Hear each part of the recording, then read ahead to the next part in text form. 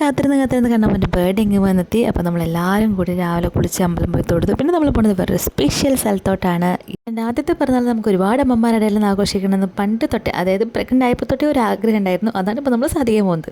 നമ്മൾ വരുന്ന കണ്ടപ്പോൾ തന്നെ അവരെ കേക്കൊക്കെ വേഗം കൊണ്ടുവച്ചു. അപ്പോൾ കൃഷ്ണമോനെ ഹാപ്പി ബർത്ത്ഡേ. പിന്നെ ഒരു മുത്തശ്ശി എന്ന് കണ്ടാൽ ആരത്തി ഒഴിഞ്ഞ കുറച്ച് കുട്ടികളോട് പാട്ട് പാടിയിരുന്നു. ഒപ്പം ഞങ്ങളെല്ലാവരും കുറിയും തൊട്ട് കൊടുത്തു. അങ്ങനത്തെ എല്ലാ അമ്മമാരുടെയും പ്രസൻസിലാണ് നമ്മളിനി കേക്ക് കട്ട് ചെയ്യാൻ പോകുന്നത്. അപ്പോൾ എല്ലാവരും വരും.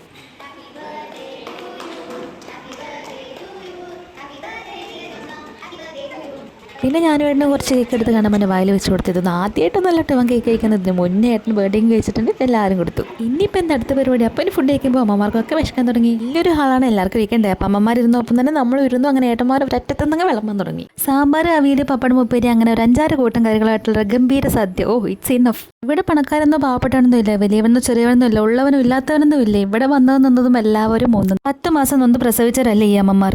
സമ്പന്ന കുടുംബത്തിൽ ജനിച്ചവരായിരിക്കില്ല ഇവരൊക്കെ. വെയിലെന്നോ മഴയൊന്നും ഇല്ലാതെ, രാത്രിയൊന്നും പകലൊന്നും ഇല്ലാതെ, ഊണും ഉറക്കമില്ലാതെ കഷ്ടപ്പെട്ട് പഠിപ്പിച്ച് വളർത്തി വലുതാക്കിയതല്ലേ ഈ മക്കളെയൊക്കെ അവർ. അവരെ കഷ്ടപ്പാടിനും ബുദ്ധിമുട്ടിനും കണ്ണീരിനും വേദനയ്ക്കുമൊക്കെ ഈ പൊന്നോമനങ്ങൾ തിരിച്ചു നൽകിയ സമ്മാനമാണോ ഈ വൃദ്ധസദനം? ഇങ്ങനെ കഴിയും പ്രതികരിക്കാതിരിക്കാൻ ഇതിനോടൊക്കെ. നിൽക്കുന്ന ഓരോ നിമിഷവും മനസ്സ് വിങ്ങാതെ കണ്ണു തന്നെ നിൽക്കാൻ കഴിയില്ല ഒരു മനുഷ്യഹൃദയമുള്ളവനും. സാരല്ല, പോട്ടെ. ഇനിയിപ്പോൾ പറഞ്ഞിട്ടിപ്പോൾ എന്താ കാര്യമുള്ളത്?